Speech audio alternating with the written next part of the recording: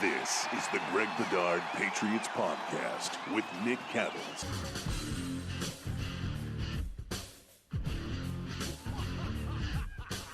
Straight from Napa Valley, I am back after a long weekend, my man Greg, and we're here to talk Patriots football. Of course, it's the Greg Bedard Patriots Podcast with Nick Cattles. We're going to talk about a lot of the conversation that's happened over the last few days, several interviews with Patriots players, coaches, Matt Groh. Let's start with Malcolm Butler. Everybody's talking about this, Greg. Of course, we'll get to the Super Bowl stuff and how he did not want to touch that, even though you tried very hard to get him there.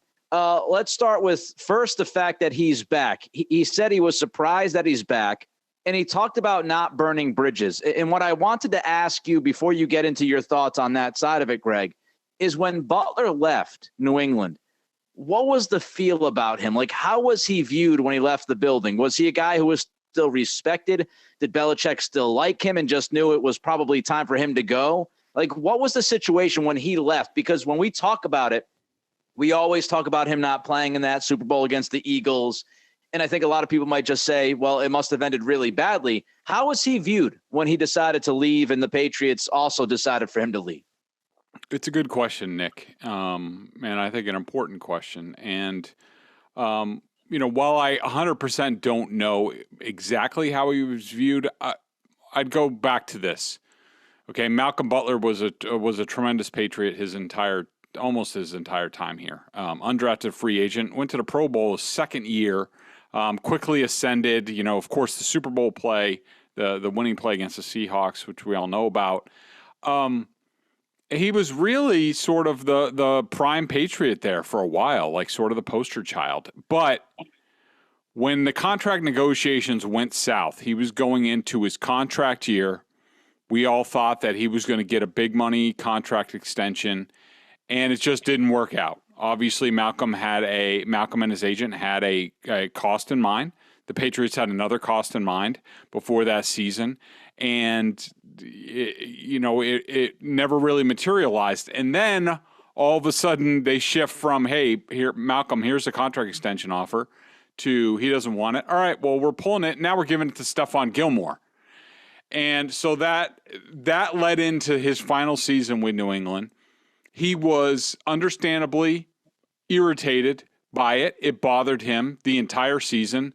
I remember even in OTAs and training camp, I talked about his body language and how it looked, and I got ridiculed by some who covered the team, not only just fans, but I think what happened that year in terms of his play, he started getting a little bit more selfish. He started taking a lot more chances. He did not have a good year that year, and I even wrote towards the end of that season that he's on his way to being benched at some point. And it turned out it was the Super Bowl. Now, we've been over it. I think it was basically, he was sick that week. The way he was taking chances, it didn't mesh against the Eagles, who did a lot of read option and other things. So the Patriots decided to put him in a nickel role for that game, which I don't necessarily disagree with. I think when he heard about the game plan and where he was, I think he threw a fit and was insubordinate. And basically Belichick said, that's not going to play. You're not playing. Sit the bench. And I would say, Nick, back to your question, I would say they were disappointed in how things ended, how Malcolm was that entire season. But I don't think that they were mad at him. I don't think that they were, were past him at any point. I just think that they were disappointed the way things went. And that's sort of where it was left. As he even talked about it. I think the Patriots realized it. He's going to free agency. They gave their money to Stephon Gilmore. He's gone. See you later. Bye-bye. But I don't think they were ever – they never washed their hands of him. They were never completely done with him. Yeah, it wasn't irreparable, right? I mean, if it was irreparable, then he would not be here now, and he would not be talking to the media today about, well, I didn't burn any bridges, and, we were able to have a conversation, which leads us to how this all came together. Malcolm said today that, Belichick actually requested to speak to him. He went to, Malcolm's agent and wanted to have that conversation with Malcolm, and Malcolm seemed somewhat surprised by that, but he was happy about it. And I was reading these comments from Malcolm, and I thought to myself, this really is Belichick doing what he says he does. And people think it's just cliche, but really doing what's best for the football team. Like, Belichick knew that this would cause some kind of a stir with the media. He couldn't care less. He saw his depth chart at cornerback and knew that he had a guy in Butler that if he could play the way he played the last time he was on the field, he could help this team. So it was Belichick who actually reached out and made this thing happen. What'd you take from that? Well, a couple different things. I think that it was important in this circumstance, especially that Bill needed to talk to Malcolm, even though, Malcolm later on in the press conference talked about how him and Belichick actually sort of squashed the Super Bowl thing like right after it. They talked. Yeah. They talked like men, he said. So that wasn't the issue. What the issue is that Malcolm Butler went from Tennessee to Arizona for a year ago, last offseason. I think they announced a 1-year deal. It was worth up to $6 million, not very much, March 25th. At some point, I don't even know if he got to camp, or I think he might have gotten to camp, but he essentially quit. It wasn't COVID related. It was Malcolm, and he dropped some kernels today, some nuggets, as far as it really sounded like he was, for whatever reason. And these guys are human beings. We don't know what the deal is. It could be at home, could be where he was as a player after leaving New England, whatever. He was not in a good headspace, and he talked about that. That was the right decision for him at that time. And I think, number one, Bill needed to assess where he was, because he already sort of, quote unquote, quit on one team. I know the Cardinals weren't very happy about the way things went down. So Bill needed to assess that. And, but he also needed to assess, he needed to understand that, Malcolm, look, you took a year off. This is not going to be easy for you, especially where you left off in the National Football League. But are you ready to put in the work that's going to be required? And once Malcolm said, yep, I'm ready to go, I'm all in, I understand the situation, I think Bill was like, okay, let's go. And it'll be interesting to see if Malcolm feels the same way a couple of months from now, because, as you said, Greg, I would think he thought he was going to play with the Cardinals, and then all of a sudden he decided that was not in his best interest. And I do think there's one of those things where if you're the Patriots, you've got to wonder, all right, yeah, he says his heart's in it now, and he, absence makes the heart grow fonder. But, maybe after he gets out there, he starts running around, starts playing. Is he going to feel the same way? We'll have to wait and see. Yep. And he also mentioned, I know you just talked about how he and Belichick got together right after the Super Bowl and kind of hash it out like two men. Does that surprise you in any way, or is that what you would expect from Belichick, and especially from Butler if Butler did have an issue, which I would think quite obviously he did with the way things ended? It didn't really surprise me, because I think Bill knows the situation. He knows the scoreboard. So he understood that, especially the way things went down in the Super Bowl and the way things went down with Butler that entire final season.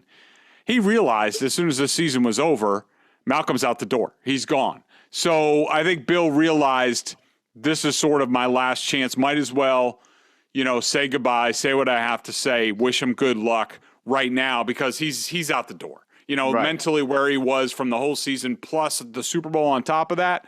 Malcolm even admitted, he was not entertaining re-signing with the Patriots. So I think Bill saw the writing on the wall, because he's that smart, and decided to get it over with. And they talked, and he probably said, good luck. I appreciate the hard work. Last season didn't end how we wanted it to end, but we appreciate everything you did for us, and best of luck. And who knows what might happen in the future. Do you think, and look, this is me asking you to crawl into the mind of Bill Belichick, which is always a dangerous thing to do, but the way you know Bill and people around Bill, do you think post Super Bowl in that game, when that's all over and he sits down with Butler, do you think he tells Malcolm why he made the decision he did and says, look, this is what happened and this is how it works? Or would Belichick be like, like he is with the media or some of the fans, and say, Malcolm, I did what's best for the football team? How detailed would you expect Belichick to be in that meeting with Butler post Super Bowl? I actually Nick, I actually think, and I may be wrong with this because I forget exactly what was said after the game and things like that. But knowing Bill the way that I do, I would have expected that either from Bill or through a proxy, like say Matt Patricia, who was the defensive coordinator at the time. I would have figured somebody would have been honest with him before the Super Bowl on like, look, Malcolm, not only his role in the game and the game plan. Remember, he was sick and flew out late to Arizona for that Super Bowl. And I think that even before the Patriots left, they had the game plan done. They were probably practicing it already in Foxborough. Malcolm understood. They probably explained to him what the deal was with the game plan, or at least he brought it up with them. And I think it was hashed out. And I think it was made clear to him, which is why we saw him emotional during the national anthem. I think it was made clear to him, like, look, Malcolm, this went on. This kind of stuff can't go on here in a team environment. For that reason, you're not playing other than special teams in this game. And I think that was probably made clear to him even before they boarded the buses for the actual game. Now, Malcolm said today that he doesn't believe the year off is going to hinder him much. What do you think? Do you think it will, Greg? I think it'll get off to a slow start. I think, Nick, if we've learned anything from watching these guys, especially since we have the COVID year, where some of the guys took off, even with the Patriots. I mean, look at Dante Hightower and Brandon Bolden, who came back. Both of them started slow. I mean, Brandon Bolden, remember when we were watching him early on in the season? His feet looked like they were in cement. And then fast forward, not even 4 or 5 games later, and all of a sudden you're like, wait a minute, Brandon Bolden has another gear? Like, where did this come from? So it's going to take him some time. He might get off to a slow start. I expect him to become a pretty decent player for this team at some point in time. Him knowing the scheme, that's going to help a lot. Now, look, one thing I want to make clear is people need to have realistic expectations, because I think some people out there, are talking about, well, Malcolm Butler had good film in 2020 with the Titans, and his PFF grade was good with the Titans in 2020. That's all well and good. And those people aren't incorrect. But on the whole, you have to look at the entire league looked at Malcolm Butler's 2020 film when he was a free agent in 2021. He did not get signed. He had to take a 1-year, make good, up to $6 million deal. This is, when he was still playing. And so that tells you his value. His value was not very much in the league. He might have gone there because it's a good situation, good defensive coordinator, good defense. Hey, I'll sign for 1 year. I can have a good year. Then I can try to get paid again. But look, his value wasn't very much around the league. He's going to have to prove otherwise with the Patriots. Last one on Butler. You tried to get him to talk about the Super Bowl. He wasn't having it. I wonder, it doesn't really help anybody, right? Like, who would it help if he had this conversation, discussion with anybody in the media, including yourself, about what happened, with the Super Bowl and what the decision process was like? I just feel like whether it's protecting himself, protecting his future, whatever it is, he's not going to gain much out of that. And with Belichick, we know he's not going to talk about it. So does today pretty much end it all and kind of we've got to move forward? Or do you think people will continue to try and then maybe down the road at some point, one of these guys is going to say something about it? Oh, it'll be in a 30 for 30 someday. Or, if Belichick decides to write a book, call me, Bill, when things are all over from his perspective. I think it'll be made clear. Look, I think the way Malcolm has conducted himself since leaving New England, we saw him face-to-face in Nashville for joint practices a few years ago, and he didn't entertain it. I think then his decision, because he had gotten paid by the Titans. He really had no reason to hold back, especially considering his reputation as a player was on the line a little bit. So if he had anything to say that he was wronged by the Patriots, I think it would have been then. That the only thing I'll say about your question, Nick, and I don't disagree with it. It's just this. I think it would have been best served for everybody if Malcolm would have come out today it just made it better and sort of would have alleviated the situation altogether if he came out and just said something like, look, I've had a long time to think about that. That was 4 years ago. I've done a lot of soul searching. I realize my hand in this, the part that I played in this, and I just want everybody to know, because I know he's gotten a lot of heat in the years since, but Coach Belichick did what he needed to do for our team. It didn't ultimately work out. We came up 1 point short, but people should cut him some slack, because looking back on it, I don't disagree with the decision that he made. And I don't think that would have adversely affected Malcolm. But I do think that would have made Belichick look better and would have alleviated, one of the big things that people who are sort of critical of Belichick like to point to. Well, maybe he doesn't believe that. Maybe good point. Maybe he looks back and says, no, he should have played me. I should have been out there. We lost by 1 point. I could have made a difference. It's hard not to make that argument.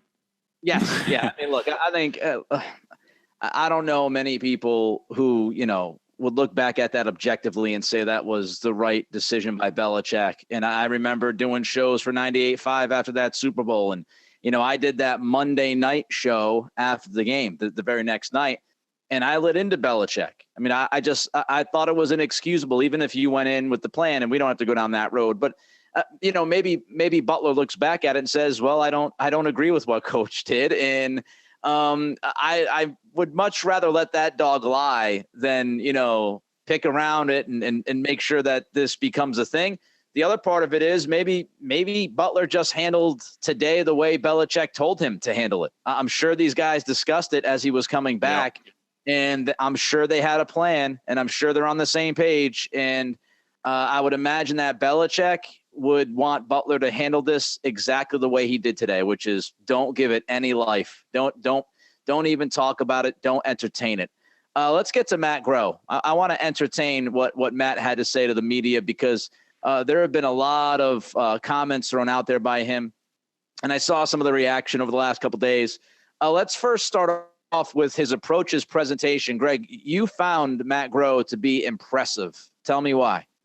Yeah, I sung his praises after talking to people at the league meetings a couple weeks ago, and this backed it up. I mean, he comes off as extremely smart, extremely on the ball, is aware of what's going on in the NFL and football in general, which I thought was very important, because I think one of the questions about Groh is he just going to be a Belichick puppet where, this is all he knows. He came up the Patriot way, how Patriots do things, how Bill looks at things. Is he just going to be a parrot of Bill? And I didn't get that sense. I thought he was impressive. I thought he was extremely candid, probably too candid for some of the people within the Patriots. So that'll probably end very soon. But I thought he was really good and showed that at least I know somebody in that building, since, Bill might be on this, but he'll never tell us, and he'll never share these things. But at least I know one person in the building realizes that it's a dawn of a new age in the NFL, and you need certain things to compete now differently than you did, say, 10, 20 years ago. Fascinating. When you look at last year's draft, again, we look at last year's draft, and it was so much different than the prior drafts. And, as Belichick told the media down in those owners' meetings, Groh was the guy who was running point. Now, of course, as Groh reminded everybody during his meeting with the media, Belichick has the final say. Don't get it twisted. He's not making these decisions. He's giving Belichick his suggestions.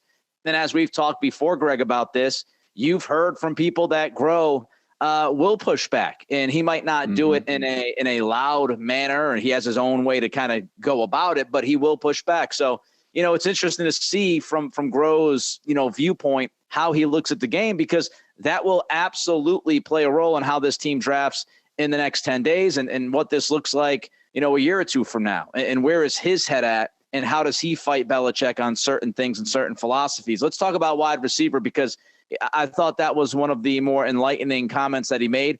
I know some people took it when Groh said, you've got to find that guy. If you want to find an instant impact player at wide receiver, you've got to invest in that position early in the draft. Of course, the Patriots tried to do that with Harry, and it backfired. But what'd you make of his comments about the wide receiver position? And do you think, because some people looked at that comment and kind of took that leap and said, oh, well, maybe the Patriots will draft somebody now at 20. Do you think they're more apt to draft a guy early because Groh's there, or you wouldn't read too much into that?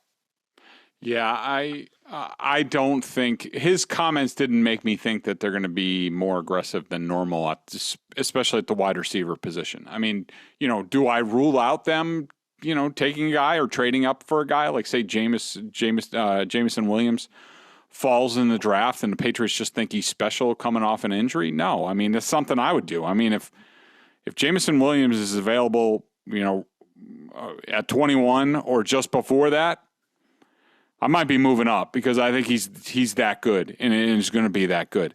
But I don't think what Groh's comment about that you can't just sit around, that you got to be aggressive, you got to be proactive about going to get one of them, was about the draft in general. I think it was actually, twofold.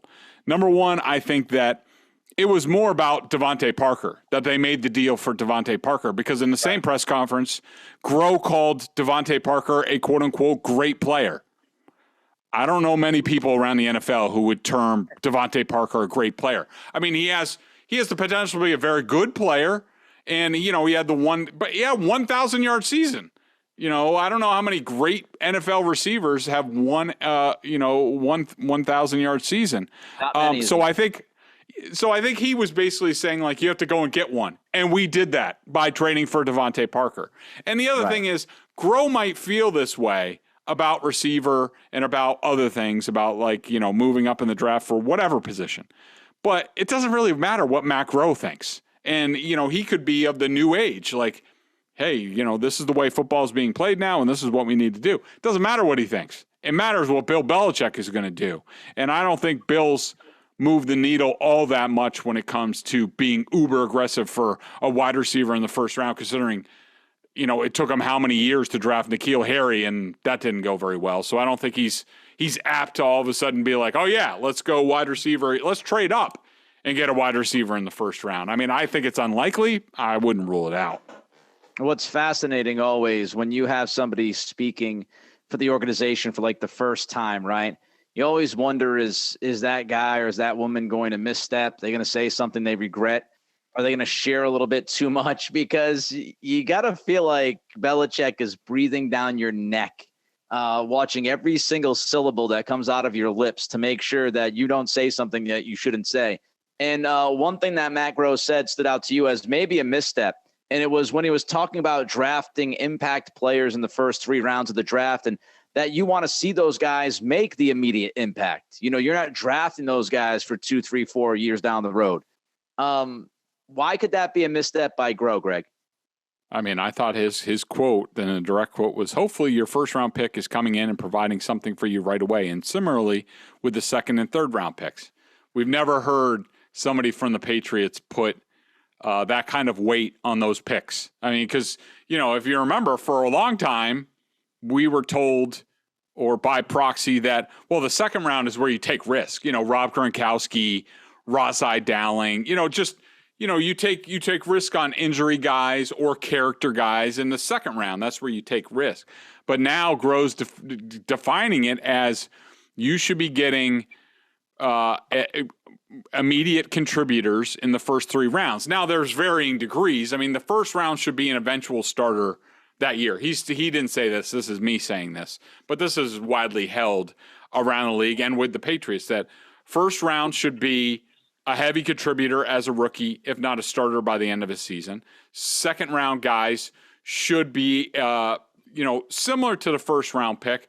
They should at least be knocking on the door of being a starter by the end of their first year. And the third round pick should definitely contribute, but might be a starter further down the road.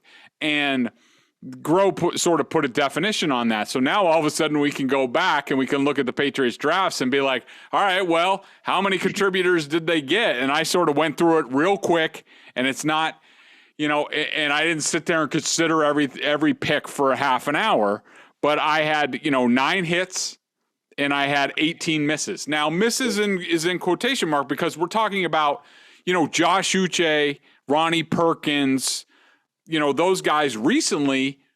Ronnie Perkins was drafted last year and sat the bench the whole year. Now, he didn't contribute as a rookie, so that makes him a quote-unquote miss. Do I think he's a miss as a draft pick? No, I think he's going to get a chance this year. But just by his definition of contributing as rookies, those guys have failed to this point.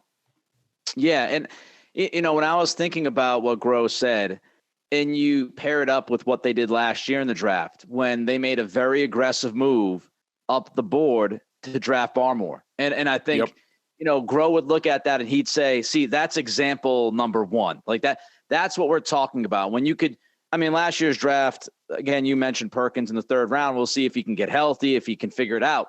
But you draft the quarterback at 15 when, some people were thinking too hard about that and too much about it, said, oh, Belichick's not going to draft the quarterback. We all know he needs a quarterback. He won't do that. And they drafted their starting franchise cornerstone quarterback in the first round. And then in the second round, they didn't rest on their laurels last year. They made that aggressive move. They saw Barmore. He dropped off the board in the first round, which was a surprise to a lot of people. They moved up. They were aggressive. They drafted him, and he was an impact player right away for that defensive line. So, and you could make the argument that Ramondre Stevenson taken in the fourth round sort of replaces Perkins. So 100%. Then they did get quote unquote contributions from their first three picks. Yep, you get three of your guys out there, and they contribute right away. And I think it's one thing to talk about it; it's another to be about it. Last year they were about it. He's not just talking about it. This is not hindsight. You go back and you see how they handled that draft, and being aggressive in that second round to grab Barmore really makes his point. The thing he also mentioned, and this is something you and I have talked about a lot since the beginning of this. A lot, is looking to get faster. You and I have had these conversations, both sides of the ball, especially defensively. And this was something that Groh pounded during his meeting with the media, you guys and gals, the other day.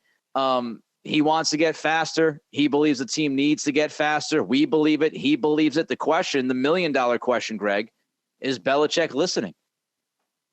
Yeah, I do think, because I know, Matt Patricia was telling agents and other players a similar thing. So, I don't know, Belichick's little parrot there. You would hope that he's hearing that from Belichick.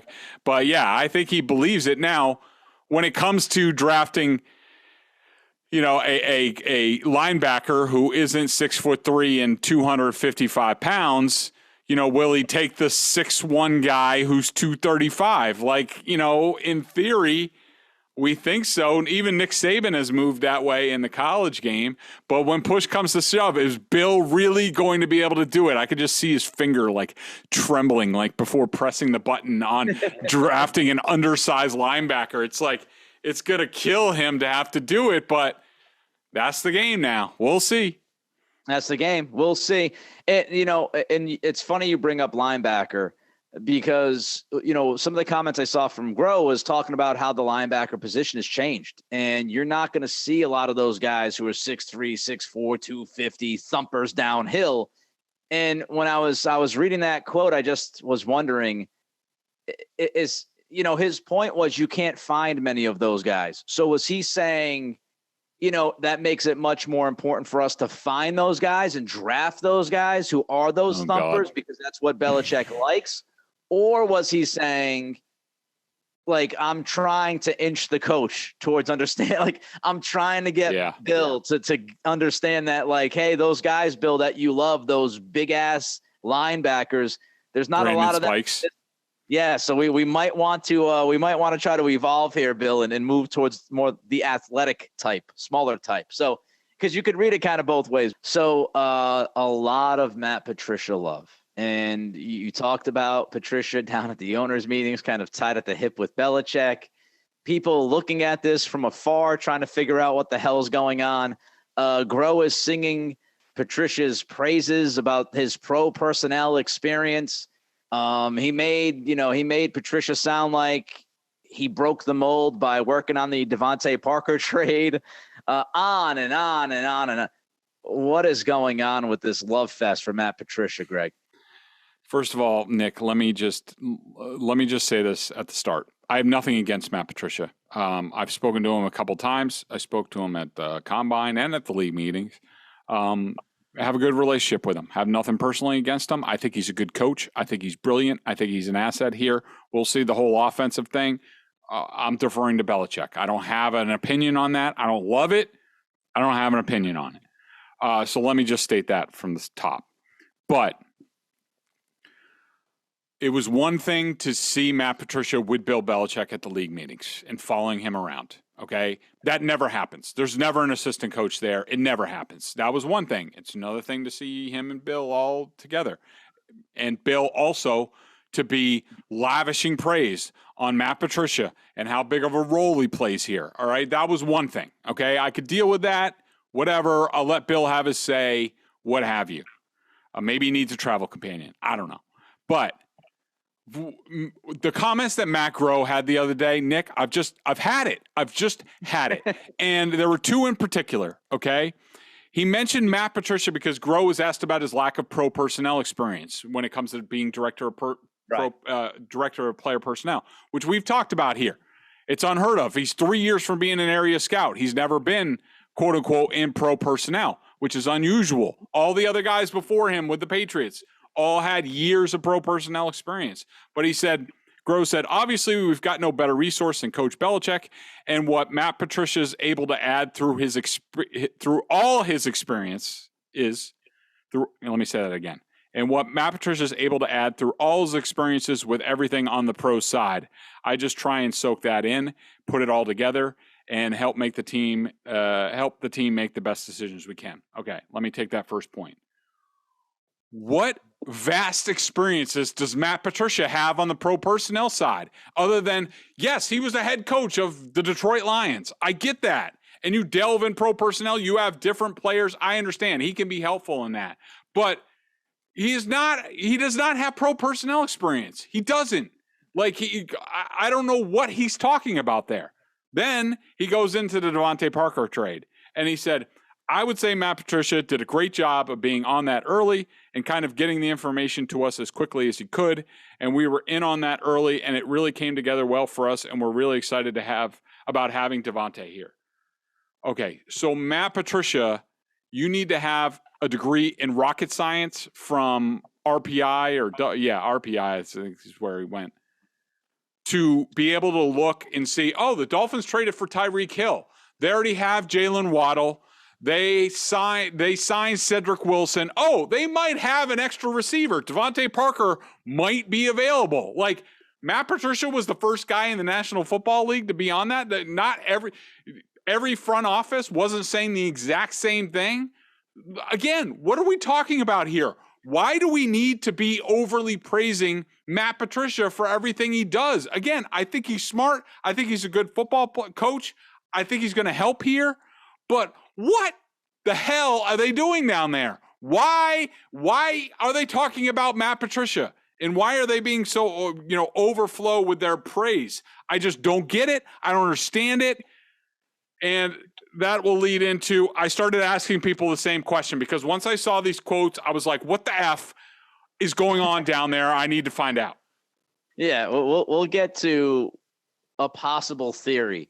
I just wanted to throw something else in there. Remember last year? I don't remember what game it was. A lot's happened since then. But remember the post game, and there were pictures of Belichick and Patricia, and they were the Jets game, Bud Heavies, baby. Yeah, and they were drinking together, hanging out, and it was like Patricia was like wearing like a suit, a jacket. He had his hair all combed up, and it was like one of those things where it's like, okay, fine. But why was Patricia like the only dude that was at that with Belichick? There was no McDaniels. There was really nobody else. It was like, I don't know if he's accountability buddy. I don't know if he's a BFF. I don't know what's going on. But that was one of those things where, when you saw it and you knew that Belichick loves himself some Patricia, obviously. But when I saw those pictures and I was like, wow, they're kind of just hanging and banging after the game, like drinking beers and with their wives. Yeah. That's another level, which brings us to this. You mentioned it in the notes, Greg, and it's something that we've had a conversation about a little bit. We haven't really drilled down on it, but this idea of the ecosystem that the Patriots have in Foxborough, Belichick being there for 20 plus years, and it makes you start to wonder, are they starting to kind of sell to the point of overselling Patricia to the crafts and to the NFL and to the people that will talk about what's going to happen after Belichick? Are they kind of like greasing the wheels here to get people ready for when Belichick bounces? He slides Patricia in, and now you have years of people kissing his ass and saying how great he is. And then Patricia kind of comes in and, I have all this pro personnel experience, and I've worked on contracts, and I saw the Devontae Parker trade before it really happened. And I drank plenty of beers with Bill. And so all of this stuff is kind of just like, wow, they're going to get this dude. Forget about the Lion stuff. Nobody remembered, erase that from your memory, because the Matt Patricia we want you to know about and feel good about is the Matt Patricia that's been getting his tires pumped by everybody around in this organization. Yeah, and that was suggested by one source who's well connected with the Patriots. Another one did not did not disavow from that. And that's, look, Bill Belichick for 22 years, because of the success of the Patriots and the stability with Belichick, it's been a very comfortable place for a lot of people. I mean, there's basically, when this whole thing started, people who came in with Belichick, if they gave birth that year, they got kids out of college now. That's how long, they paid for college educations. They've done all that. That's insane. I know, it's insane, but that's how ridiculously successful they've been. And, some people have come along the way. Let's just use Matt Groh for an example. And I'm not saying this is a fact or anything like that. I'm just pointing out, the theory and how it relates to people. I mean, Matt Groh, with his background, he's young. I think he has a young family. Kids in school, in the wherever they are. He now has ascended to a position where, with this resume, he wouldn't have the job that he has anyplace else. It would be a stretch with no pro personnel experience, all that stuff. And, for Matt Groh, Bill Belichick is not going to be here forever. Okay, he's in year one of being director of player personnel for the Patriots. If he wants to be here for a long time, he's going to need to be retained by the next guy. If that's a guy from the outside, the chances of that are pretty slim. Okay, look at any coach that gets hired. Look at Bill Belichick when he came in here. Yeah, he had to play nice for a year. I think Greer was still here, but eventually he got everything he wanted to. I mean, look at Josh McDaniels out in Vegas. They went in, they changed some things. They're going to be changing more this offseason. They'll be changing more down the road. This is what happens when you hire a new coach. So basically, long story short, there's a lot of people in Foxborough who have a vested interest in things staying consistent for the Patriots long after Bill Belichick is gone. That means the best case scenario for a lot of people around one Patriot place is for the Patriots to get back to winning, win a playoff game this year, continue to grow as a contender. So when Belichick passes Don Shula in 3 years and wants to walk away, now all of a sudden Bill Belichick, who it's in his interest too, that his legacy continues, that he goes to the crafts and say, look at what we've built here. Look at Matt Patricia. I brought him back. He's been in personnel. His name's on all the contracts. He helped out with Devontae Parker. He helped us out scouting Mac Jones. He really wanted Mac Jones. He is coached on the offensive side of the ball. He has been involved in coaching Mac Jones this year and continuing his ascension. You guys need to promote Matt Patricia. If I walk away, you need to promote Matt Patricia. That's good for a lot of people in Foxborough. The question is, will the Patriots continue to win to make that an easy choice for them? Or will the Crafts just say, you know what, forget it. The previous 3 years, these next two, 2022, 2023, still around 500 or so. we don't feel great about this. We're making a change. We want Sean Payton to come in here with all new people, and all of a sudden the entire landscape changes around Gillette. So, long story short, if I think there is a sell job, some pumping of the tires for Matt Patricia to be the next guy after Belichick, both for Belichick and for the people around the team. When the Belichick era ends, it's going to be fascinating to see the succession. And it's going to be fascinating to see, for example, the major question would be who makes the call. And of course, people would say, well, the Crafts own it and the Crafts will, and who knows? It might be RKK still. It might be Jonathan at that point. It depends on how long we go here, et cetera, et cetera. But, will Jonathan Kraft, if it is him, handle the situation the same way RKK would? Is Jonathan more likely to make the decision and say, Bill, I appreciate everything you've done, but this is now my team. This is my chance. You see that a lot, right, Greg? I mean, look, in the radio world, program directors, I happen to be one of them.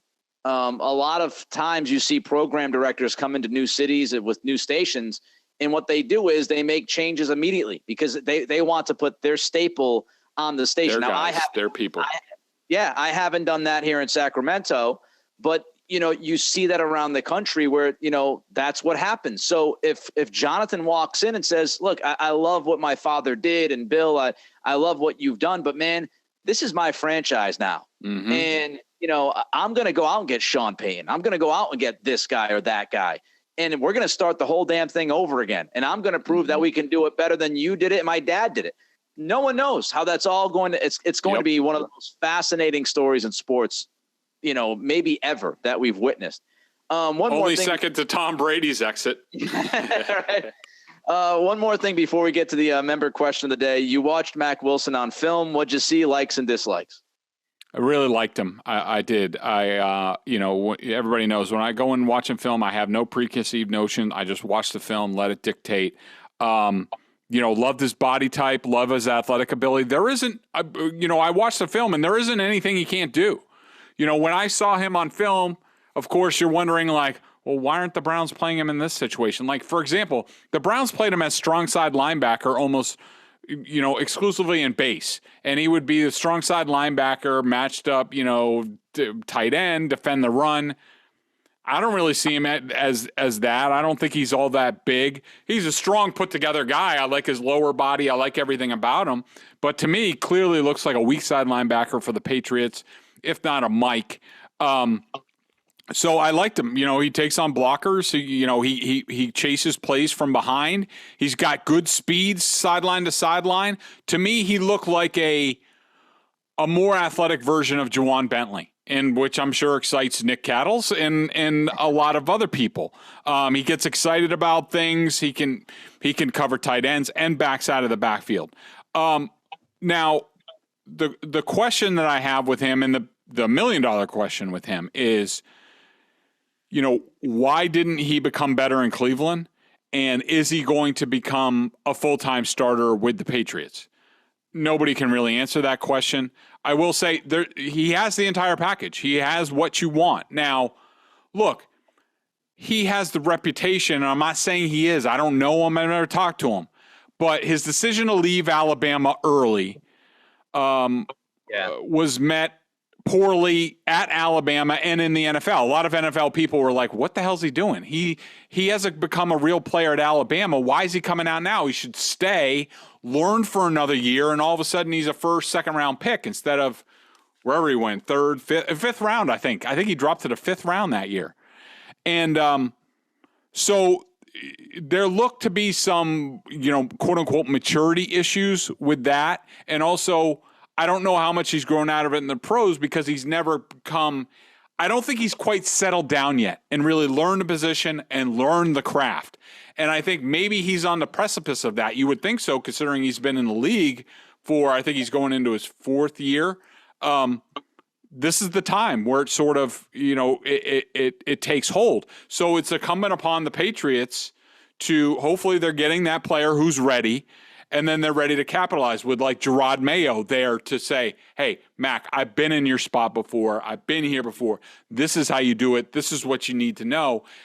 Because I think he has all the tools. He looks smart on the field. He looks like he wants to learn. He just hasn't quite put things together. I think the Patriots could be the team to do that. Now, do I think he's going to be an all-pro? No. But I think he's going to be a damn good and an every down starter for this team. Sounds good to me. Let's jump to the BostonSportsJournal.com member question of the day. Check them out, BSJ, $39.99 on the annual plan. Top-notch analysis of all the Boston Pro sports. What a game for the Celtics yesterday, an insane ending. Woo.